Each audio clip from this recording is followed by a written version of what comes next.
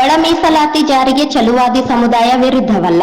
ಆದರೆ ಹೊಲೆಯ ಮತ್ತು ಮಾದಿಗ ಸಮಾಜವನ್ನು ಕೆಲವು ಜಿಲ್ಲೆಗಳಲ್ಲಿ ಆದಿ ಕರ್ನಾಟಕ ಹಾಗೂ ಕೆಲ ಜಿಲ್ಲೆಗಳಲ್ಲಿ ಆದಿ ದ್ರಾವಿಡ ಎಂದು ಕರೆಯಲ್ಪಡುತ್ತಿದ್ದು, ಆದಿ ಕರ್ನಾಟಕ ಮತ್ತು ಆದಿ ದ್ರಾವಿಡ ಬಗ್ಗೆ ಗೊಂದಲಗಳು ನಿವಾರಣೆ ಮಾಡಬೇಕು ಎಂದು ಕರ್ನಾಟಕ ರಾಜ್ಯ ಚಲುವಾದಿ ಮಹಾಸಭಾ ವತಿಯಿಂದ ಜಿಲ್ಲಾಧಿಕಾರಿ ಕಚೇರಿ ಅಧಿಕಾರಿ ಮೂಲಕ ಮುಖ್ಯಮಂತ್ರಿಗೆ ಮನವಿ ಸಲ್ಲಿಸಿದರು.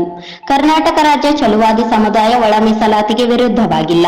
ಕೆಲವು ಜಿಲ್ಲೆಗಳಲ್ಲಿ ಹೊಲೆಯ ಮತ್ತು ಮಾದಿಗ ಈ ಎರಡೂ ಸಮುದಾಯಗಳ ಆದಿ ಕರ್ನಾಟಕ ಎಂದು ಕರೆಯುತ್ತಿದ್ದು, ಇದು ಬಹಳಷ್ಟು ಗೊಂದಲಕ್ಕೆ ಕಾರಣವಾಗಿದೆ. ಕೆಲವು ಭಾಗಗಳಲ್ಲಿ ಹೊಲೆಯ ಸಮುದಾಯವನ್ನು ಆದಿ ದ್ರಾವಿಡ ಎಂದು ಕರೆದರೆ, ಮೊದಲಿನಿಂದಲೂ ಮಾದಿಗ ಸಮುದಾಯವನ್ನು ಆದಿ ದ್ರಾವಿಡ ಎನ್ನುವ ವ್ಯಾಪಕ ನಂಬಿಕೆ ಇದೆ. ಇದು ತಪ್ಪು, ಬಹಳ ಗೊಂದಲಕ್ಕೆ ಕಾರಣವಾಗಿದೆ, ಸರಿಪಡಿಸಬೇಕಾಗಿದೆ ಎಂದು ಮನವಿ ಮಾಡಿದರು. ಸರ್ಕಾರ ಸದಾಶಿವ ಆಯೋಗಕ್ಕೆ ಕೊಟ್ಟಂತಹ ಅಧಿಕಾರ ವ್ಯಾಪ್ತಿ ಪರಿಶಿಷ್ಟ ಜಾತಿ, ಪರಿಶಿಷ್ಟ ಪಂಗಡಗಳ ಆರ್ಥಿಕ, ಸಾಮಾಜಿಕ ಮತ್ತು ಶೈಕ್ಷಣಿಕ ಸ್ಥಿತಿಗತಿಗಳ ಅಧ್ಯಯನಕ್ಕೆ ಮಾತ್ರ ಸೀಮಿತವಾಗಿದೆ.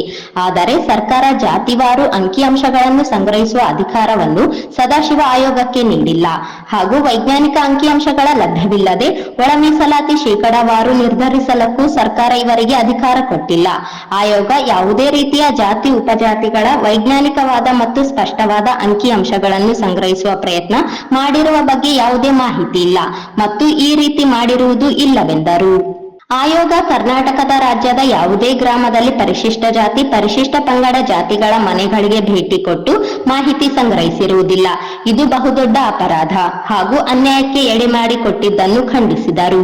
ಕರ್ನಾಟಕ ರಾಜ್ಯದ ಪ್ರತಿ ಗ್ರಾಮದ ಪರಿಶಿಷ್ಟ ಜಾತಿ, ಪರಿಶಿಷ್ಟ ಪಂಗಡ ಜಾತಿಗಳ ಮನೆಗಳಿಗೆ ಭೇಟಿ ಕೊಟ್ಟು ನ್ಯಾಷನಲ್ ಸೆನ್ಸಸ್ ಮಾದರಿಯಲ್ಲಿ ಜಾತಿವಾರು ಜನಗಣತಿ ಮಾಡದೆ ಒಳ ಮೀಸಲಾತಿಯ ಬಗ್ಗೆ ಯಾವುದೇ ತೀರ್ಮಾನ ತೆಗೆದುಕೊಳ್ಳುವ ಅಧಿಕಾರ ಸರ್ಕಾರಕ್ಕಾಗಲಿ ಅಥವಾ ಯಾರಿಗೂ ಇರುವುದಿಲ್ಲ.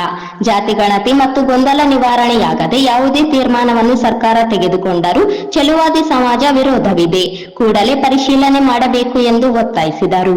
ಈ ಸಂದರ್ಭದಲ್ಲಿ ರವೀಂದ್ರನಾಥ್ ಪಟ್ಟಿ, ರವಿಕುಮಾರ್ ರಾಂಪುರ್, ತಮ್ಮಣ್ಣ ವಕೀಲ, ಶ್ರೀನಿವಾಸ್, ಗುರುದೇವ, ಸಚ್ಚಿದಾನಂದ, ಕೆ ಯಲ್ಲಪ್ಪ, ಶಿವಕುಮಾರ್, ಅಮಿತ್ ಸುಂಕಾರಿ, ಮರಿಲಿಂಗಪ್ಪ, ಶ್ರೀನಿವಾಸ, ನಾಗರಾಜ್, ಬಸವರಾಜ್, ಮೂಕಪ್ಪ ಮನ್ಸ್ಲಾಪುರು, ಸಂತೋಷ್ ಸೇರಿದಂತೆ ಅನೇಕರಿದ್ದರು.